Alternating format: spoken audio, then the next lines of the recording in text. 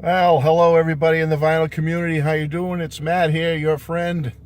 And just thought I'd do a little intro here to tell you I'm heading over to the Dr. Oldie's record show. Dr. Oldie's record show. It's comes up twice a year in my area here in good old New England. And it's probably the closest record show to me. In other words, there's many I could go to where I live in New England, but you'd have to drive a little bit and it takes some time to get to them and whatnot. But this one, the Dr. Oldie one that's coming today to a hotel near me, it'll be in one of the conference rooms in the hotel, is the closest one. It's only 4 miles from my house. Once I get out of the backwoods here of New England and get onto the main drag, a few miles and I'm there.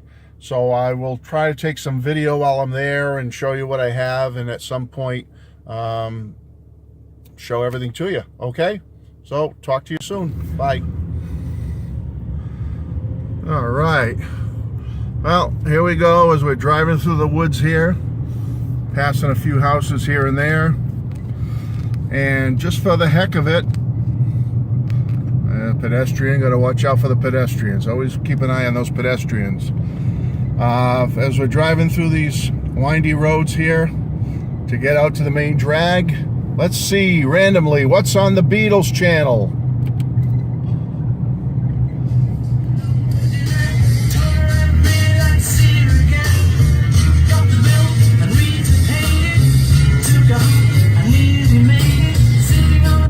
Okay, so I don't want to play too much of it and get red flagged, but it looks like it's Lovely Rita. And you know what? I'm not complaining. I love that song. It's one of my favorite songs from Sgt. Pepper, so I'm not going to complain too much.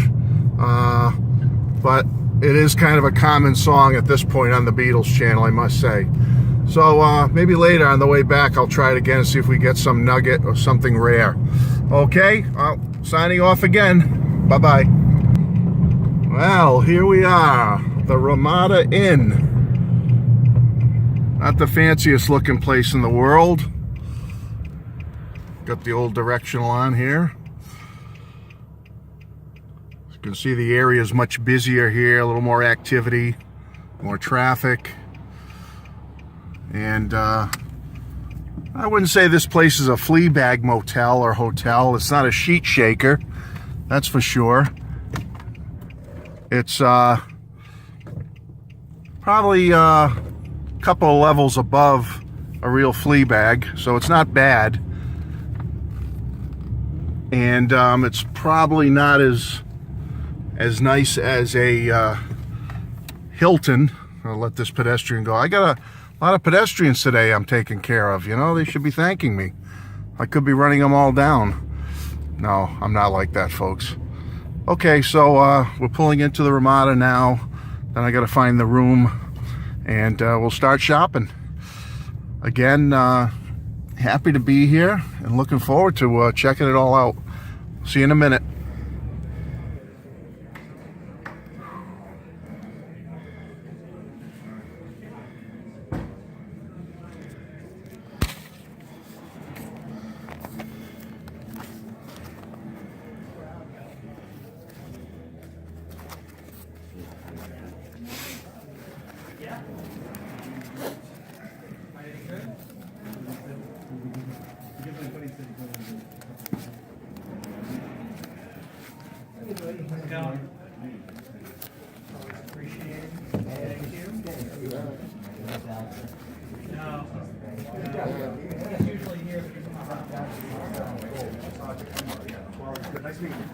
Okay, you get a flyer for the next one? Yep.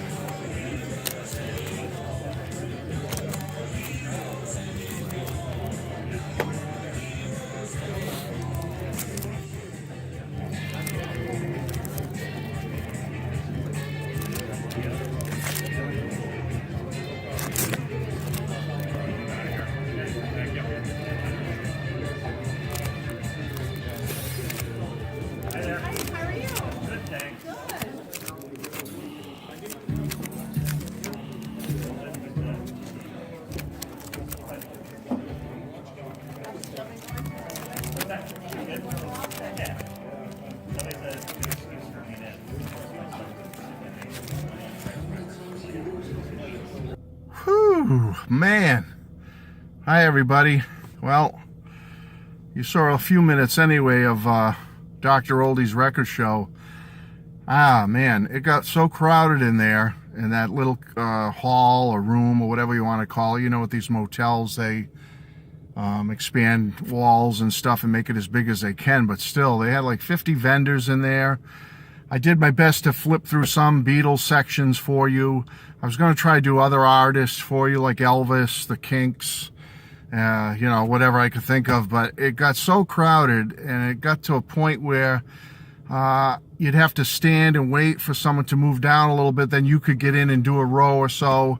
And I never thought record shopping at a record show would be so tiring, but I am beat. I tell you, I'm tired. You know, I'm wearing a little light hoodie today with just a t-shirt. Got my Infinity Records t-shirt on. And I'm like, wow. You know, I've been to record shows before, but I don't know if vinyl's coming back big and people are just into it again or what. But I'm telling you, something's up with music, because I saw some young people, I saw older people, saw people older than me, my age, teenagers, 20-somethings, 30-somethings. So music or vinyl, whatever, is coming back. I hope. I really hope it is. It kind of warms my heart to see so many other people there. But as I said, that's the good side of it. Great to see people out there shopping, getting records, buying all kinds of cool stuff.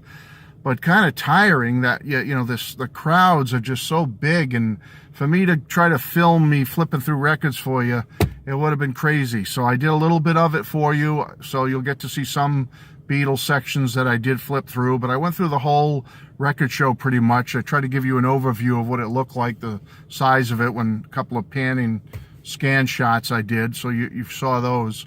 So I'm done. I've got a bag of goodies here, so hopefully within the next week or so I'll have the time to sit down and show you all my stuff. I think I got some cool things. I got some obscure things that I really wanted. I got some Beatles stuff that you'll get to see if you're a Beatles fan. I didn't get any Elvis. I did look, but I got so much Elvis now. I've been really collecting Elvis pretty heavily, and I've been doing good with my Elvis collection. So I didn't find any Elvis I really needed, but I did get some Beatles stuff. I did get some other rock and roll that I really wanted and didn't have. I upgraded a couple of things, which I'll explain, and I also I picked up some Power Pop, Stephen Schnee, Stevie Baby, McPop, and some other people out there that are into the Power Pop. You'll be happy with a couple of things I found, Power Pop genre. And that's it. So I didn't go too crazy. I was able to make some good buys, good deals. They would knock the price down a little bit. One table had 30% off on all their records and all your purchases, so that was nice. So, no, I did pretty good. All right, so the next time you see me, I'll be fading in, hopefully, in my little home studio there, and I will show you all my stuff. Take care and talk to you soon. God bless. Bye-bye. Well, hello, vinyl community. It's Matt. How you doing? Well, as you can see, for the ending of this video will be to show you what I received or what I purchased at the Dr. Oldie's record show. You saw the beginning of it. You saw my journey to get there. I talked a little bit about the crowds. And let me reiterate something. If you noticed in some of the earlier pan and scans I did showing the actual hall itself, and the people there, and then after when I got in my vehicle and I was talking about how crowded it was, you have to remember when I took those initial pan and scans, those are within the first few minutes of when it opened. You have to imagine that the place probably doubled or tripled as far as people packed in this little small conference hall or hall room or function room, whatever you want to call it, at the hotel. So those first pan and scan shots where you saw some people purchasing records and whatnot, that was right, like they opened the doors, people swarmed in, and people were just spread out all over the place, but it wasn't the full crowd. It doesn't give you the full picture of the crowd, what it looked like. So it got quite a bit more crowded than that, and that's why I seemed very exasperated when I got in my vehicle and was like you had to wait sometimes. If you wanted to get to a certain row, you'd have to wait to get to that row to check out the record. So anyway, real quick, I don't want to make this video too long, but I wanted to show you what I did get there. And I'm going to start with some Beatles stuff, go with some other stuff in the middle, and then I'll end on a high note with some Beatles. Okay, so the first few things I'm going to show you is that I bought 4 45s. If you remember early in the video when I'm flipping through some 45s in the beginning, that vendor was outside the door. He was set up because the room was kind of full. He was set up right outside the door to go in. So you kind of bumped into him first before you even paid your entry fee and went in. So that's why I was flipping through the 45s before you saw the inside of the event. Anyway, I grabbed 45s, 4 of them off them, and I didn't plan it this way, but they happen to be one from each of the solo Beatles' career. I didn't plan that. It just happened. I didn't even think about it until later that I said, oh, geez, I got... no, actually, I got to correct myself on this, folks. Three. The first 3 I'm going to show you are from that 45 vendor outside. I do have one by John that I got from a vendor just inside the door, so I want to be clear on that. Anyway, so the first 3 are from that first vendor, but what happened was when I gather all my 4 45s and look at them, I realized that there's one from each of the solo Beatles. Anyway, so that's what happened. These first 3 were from one vendor, and then the John Lennon one's from another vendor. Okay, so the first one I spotted, and I don't have this picture sleeve, is Ringo, It Don't Come Easy with early 1970. Okay, on the Apple label. It's in great shape. That was the first one. The second one was a George one. You. from the Extra Texture album in 1975. Nice picture of George on the back. This is also a picture from the inner sleeve on the album. You. I love this song. It's probably my favorite song from Extra Texture. And if I was ranking George songs, I'd probably have to place You in the top 20 somewhere, maybe even a little higher, but definitely, you know, somewhere in his top 20 songs. Great song. The album itself, hit or miss. Not one of my favorite George albums. Maybe someday I'll do a ranking. I think George has 10 studio albums. If I was going to rank them, Extra Texture would probably be in the bottom 5 somewhere as an album as a whole. But there are some fabulous songs on it, and my favorite is this one, You.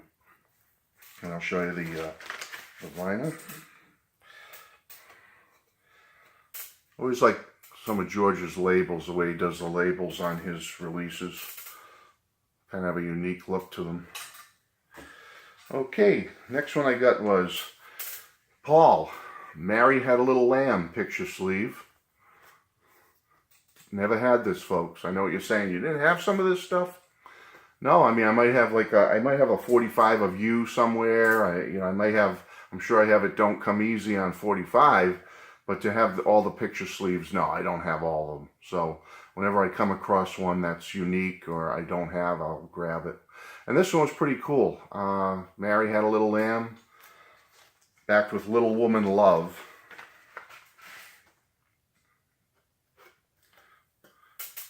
Wings, listed as Wings. And here's the other side with Mary Had a Little Lamb.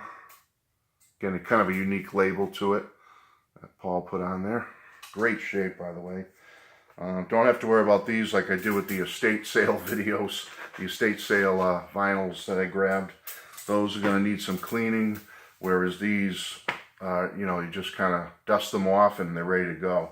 They're all in great shape at this record show. I got to say, this record show had some great vendors, and you could get some good prices, and there were some that were kind of spiking the prices a little bit. You had to shop around a little bit, you had to haggle a little bit, but I came out of it pretty darn good, and I didn't spend a ton of money, so I'm happy about that. Okay, my last 45 today is this. How many of you out there are familiar with this type of packaging for 45s? Well, I hadn't remembered it for many, many decades because they have not, obviously 45s have not been packaged like this in many years around my parts. But back when I was a kid in the 60s, coming into the 70s, and I think it went up till maybe the early 80s, whenever you go into a store, like a department store to buy records, you go in their record section, and back in those days, that's where you got your records. There wasn't places like Strawberries or Tower Records or, I'm talking way back. You went into a department store and they would have a music section or a record or album section, and that's where you bought your music. So where I lived, you'd go into a department store, and when you were buying a 45, they weren't just all loose in their picture sleeves lying in a rack. They were packaged like this on a piece of thin cardboard, about 1 foot by 7 or whatever, 7 by 12 or so. And they would put the name of the artist and the song up here. They would print it. As you can see, John Lennon, Yoko Ono, Just Like Starting Over with Kiss, Kiss, Kiss. In this case, just says John Lennon, though. Here's the price here. I don't know if you can see it. The original price, like $1.49, $1.39, $1.29. My eyesight. $1.29. And then there's the picture sleeve. John's first single from Double Fantasy, Just Like Starting Over. But this is the way 45s came. They'd be in a rack, and you'd flip through them, and you could see the name and the title here. You pick the one you want, and it's the way you bought it for $1.29 back in the day. And I'm sure cheaper than $1.29, under $1 if you go back towards the 70s and into the 60s. But this is the way up in the Northeast United States they were packaged, folks. How many of you are familiar with this? I wonder if some of the other people from the United States, if you had 45s packaged this way also back in the 60s and 70s. But anyway, get back to, I was really glad to find this one of John. It wasn't that much money at all. The guy gave it to me real low price, only a few bucks. He just wanted to get rid of it. And I just grabbed it. I have this picture sleeve already, and I have it in great shape. But to get it, still mounted as it was mounted in 1980, To me, it's like a piece in a time capsule. I hadn't remembered these since I was a kid, since I was a teenager. That's the way they package 45, so I was happy to get it. Okay, remember I told you in my last estate sale video how I'm a Herb Alpert fan and the Tijuana Brass. Well, this isn't with the Tijuana Brass, but back in 1980, I believe it was 80, it might be 79, 1979, Herb released that album, a solo album called Rise. And the big hit on it was a song called Rise. You may remember that song. It did make the top 40 and was very popular. Now, do I love this kind of stuff as much as I love Herb and the Tijuana Brass, the classic stuff from the 60s and early 70s? No, but this is pretty good. I like this. So I grabbed it. Another Herb album. Okay, this is one of those RCA or Columbia House records I got when I was a kid, and I had lost mine. I did one of those, you get 10 records or 15 records for 25 cents from Columbia and RCA back in the day, especially the early to mid 70s. Well, when I was a kid, I did that. I think I told you that in the past. Got a bunch of records, Elvis and some other stuff, and so it must have been RCA. And anyway, I remember getting this one called Solid Gold Rock and Roll Volume 1, and all original hits, original artists on the Mercury label. And I don't know what happened to mine. I lost it. So I'm flipping through the racks at the Dr. Oldie's record show, and there it is. I see an old record I used to have as a kid. So even though it's not, the greatest thing to find in the world, it was only a couple of bucks, I grabbed it for nostalgia purposes. It has stuff like Shaboom on it, The Stroll, Chantilly Lace, One Summer Night, My Boyfriend's Back. You get the idea. Come Along With Me, The Dell Vikings, Little Darlin', The Diamonds, that kind of stuff. Or 50s, early 60s stuff. Might be a couple of mid-60s stuff. I think something by the Left Bank and the Sir Douglas Quintet. Mendocino is on here as well. It doesn't really fit, but more nostalgia for me. Okay, continuing my Ventures quest. As a Ventures fan, trying to get as much Ventures as I can. And then someday when I feel I have enough, I'll do a Ventures video for you. This is their first album. On the Dalton Records, I have the mono version here. This is not the stereo. This is mono. The Ventures Walk Don't Run. Not in bad shape. Pretty good. Not mint, by no means, but in really good shape. Has their famous Walk Don't Run on it. Has Raunchy, which they weren't the originals of, but still, it's got some good stuff on here. Night Train. But when I saw the Ventures' first album for only a few bucks, I grabbed it.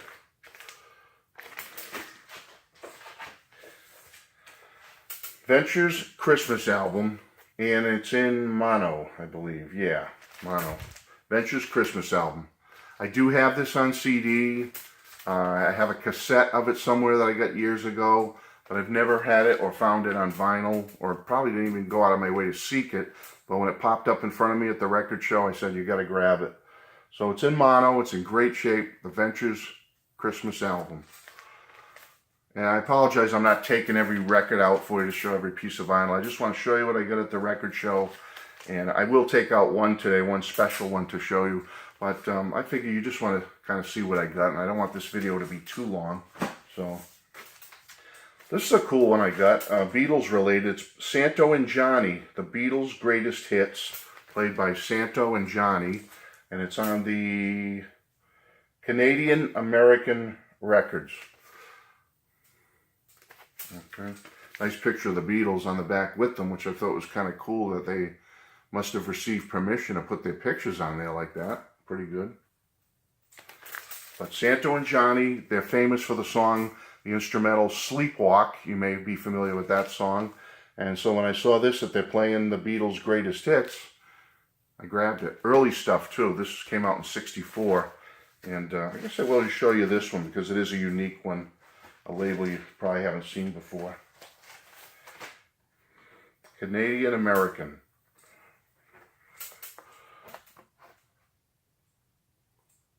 Kind of links us, huh? Canadian-American with Paul Fit to Be Tie-Dyed and Canadian Stud Muffin and all those guys up in the Great White North.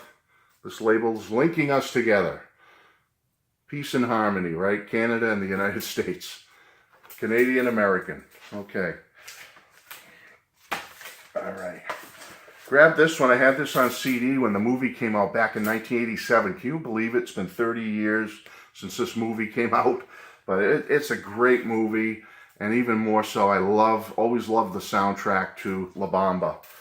You got Los Lobos on here, Bo Diddley, Howard Huntsberry, Brian Setzer, and you know and I know, one of my power pop favorites, there he is, Marshall Crenshaw, who played Buddy Holly in the film and sang Crying, Waiting, and Hoping. Crying, Waiting, Hoping. Great, great film. It's on the Warner Brothers label. And great soundtrack. I mean, if you're not into the film, get the soundtrack. Really fantastic. Okay, I found a promo. You see it right there? Of Jerry Lee's self-titled 1979 album, Jerry Lee Lewis. I have not listened to this yet, folks, but it was in such great shape. It's a promo. I love Jerry Lee. Ellie recommended me get his London Sessions one, and I did, and I loved it. So I'm getting into a little more Jerry Lee. So when I saw this, I said, you got to grab it. And I'll show you this real quick. It's on a white promo on Elektra. Jerry Lee Lewis, 1979, self-titled. Okay, this one is for my power pop friends out there and also all of you. Let me take it out of the thing here for you. Raspberries, their final album, Starting Over. It's got the punch hole in it, but it's a rare album. It's a hard album to find from that early power pop era. You know, I always call the big three: Badfinger, Big Star, and Raspberries. Well, to me, the originators, you know, they took their cues from the Beatles, the Kinks, the Who, and all those great British invasion bands, and morphed into what I call the classic power pop sound. The sound that I'm into, the sound that so many of you out there are into. Stephen Schnee, if you've gone to his channel and checked it out yet, you'll know what I'm talking about. He's a power pop guru as well. Well, the Raspberries are one of the big three. This is their fourth and final album called Starting Over. Has a couple of hits on it. It's a great album. It's their final one for Capitol, and it's fabulous. It's a fabulous record. And it's on the, you know, back in the 70s, the orange Capitol label. Okay, great shape. Check it out, Raspberries Starting Over, one of their best. Okay, quick hit here is, I got the Cars Candy O from 1979. Yes, I have this. I have it on CD somewhere. I think I had the cassette back in 79 when I was in the service, you know, moving around and stuff in the service. I had a cassette, one of those portable cassette players or boom boxes, whatever you want to call it. And I used to buy a lot of cassettes, so I had a lot of albums on cassette only, and this was one of them. But I was watching a Stephen Schnee video recently, and he was talking about this album and how it's like a power pop classic. And I never really thought of the Cars as power pop. You know, they were always tagged in as being kind of, you know, late 70s, early 80s rock and roll, new wave kind of thing. But in a sense, he's right. This is a great little power pop album. Candy O by the Cars. So I found a great copy on vinyl and grabbed it. Only a couple of bucks. I think it was, I peeled the price off. This vendor was putting his stickers right on the outside plastic. I think this was only like $6 in mint condition. Okay, now let's go to a couple of more power pop. Okay, we started with the Cars. Now we're going to some rare power pop. This is a Boston area band called 145. Okay, it's called Rhythm and Booze. Now, many of you have probably not heard of this, but I'm pretty sure Stephen Schnee has, and some other folks out there who are really into power pop. This band is an offshoot band of the Flash Cubes, who I have their album Brilliant right back here, Flash Cubes. I love the Flash Cubes. You've heard me talk about them if you've watched all my videos. They're from Syracuse, New York. They're great. They've been around since the late 70s. They still get together every now and again now. Nowadays, they get together, reunion shows and whatnot. Fabulous. That's a great album. I highlighted it recently. Brilliant by the Flash Cubes. Get it. But offshoot of that, when the Flash Cubes kind of went on a hiatus for a while, one of their members, Paul Armstrong, he moved from New York area to the Boston area, and he started another band called 145. They're a little harder than the Flash Cubes. They're not as melodic. They're more hard rock and roll, but they're still power pop. They're still great. They still have the hooks and the melodies. And when I put this album on, if you're watching this, I never knew too much of these guys before I started listening. I put on this album, I listened once, and I've been hooked. One time, and I'm hooked. I love it. I can't wait to listen to this album again by 145. And for those of you who want to know where they get their name from, 145, I'm sure many of you know, any of you music people know out there, 145 is the simple 3-chord pattern commonly used in rock and roll and blues, like Johnny B. Good by Chuck Berry. So I thought that was kind of cool. That's where they took their name from. So it's not hard to find really online. I went online to see how available it was, and you can get this for anywhere from $8 to $10 online in great shape. So check it out. If you're into power pop rock and roll and you want something new and unique, folks, get 145's Rhythm and Booze. You'll love it. Great stuff. All right. Oh, real quick, I may as well show you. It's on kind of a unique label too called Beautiful Sounds. So I'll show you that label. It's unique. Okay, this one. This I had to spend a little more money for. All right, this was probably the most expensive record of the day for me. You're probably saying, what? You know, some unknown ringware record. You see, this is a rare, extremely rare as heck power pop album from the late 70s. This came out in 1977, okay? It's on Power Play Records. It was recorded at Ardent Studios, the same famous studios where Big Star recorded back in the 70s. It's by a group called the Scruffs. And the album is called Wanna Meet the Scruffs. And as you can see from Wanna Meet the Scruffs and the different pictures of the band members, they're definitely a homage to the Beatles. These guys are pure power pop at its best. And this goes back to 1977. It's an extremely rare power pop album. I'm sure Stephen Schnee knows what I'm talking about. This is rare stuff, folks. This is hard to find. If you're into power pop, this is really difficult to find. And I'll show you the vinyl here on Power Play Records. Okay. The Scruffs. Want to meet the Scruffs. Really great stuff, folks. Great stuff. Okay.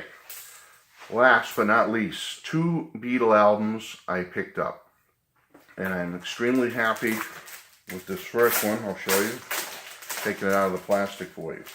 Now, I have this album. I have this. Many of you have this. Okay? Look at that reflection. It's beautiful. Okay? You might be saying, why did you spend money on this, Matt? Well, first, I didn't spend a lot on it. The guy gave it to me really cheap. I have this album. I got it way back when I was 14 or 15, or 15, I think. 15. 1976. Rock and Roll Music, the original. Okay? Yeah, the cover's been kind of criticized as being kind of gaudy, and, you know, Ringo always said, why didn't they let John do a better one and stuff? John would have done a better one for them. But you have to understand, folks, this foil material that makes up the Rock and Roll Music album is so fragile. It's so, it doesn't take a lot of wear and tear and sliding on the floor. Okay, believe me, it's very fragile. And so if you don't have this record in plastic and you're sliding it in and out of your record collection for years, the wear and tear on it, you notice it. You notice the ring wear almost immediately. It can be really look in bad shape. So this has nothing on it. You can see a little bit of the ring from the pressure of the record, but as far as ring wear, there's absolutely none on this record. It's in like it just was taken out of the shrink wrap. Okay. Rock and Roll Music. I have it, but mine has, you know, wear and tear on it. It's beat up. The vinyl's great. I always took care of my vinyl, but I finally have this one in beautiful condition. I had to grab it for the price, folks. I have a Rock and Roll Music in mint condition. So happy to get that. And last but not least, and I'll let you go today. This is about a half hour or more video here. I'll never own an original. I'll never own a first state. I'll never own a second state or a third state. I don't think, folks. Too expensive. I can't do it. But there are counterfeits out there. There are replicas out there of the Beatles Yesterday and Today butcher cover. And I'm telling you folks, they've got the grainy look down to a science here. It looks beautiful. I don't know, I'm sure it doesn't do it justice on the video. High fidelity, it says, so it's claiming it's in mono. Back's reproduced. The binding's reproduced. Look at that beautiful cover again. And the beautiful thing, folks, is not only is it on the rainbow swirl capital in beautiful thick vinyl, but look at this. It's in a beautiful colored blue vinyl.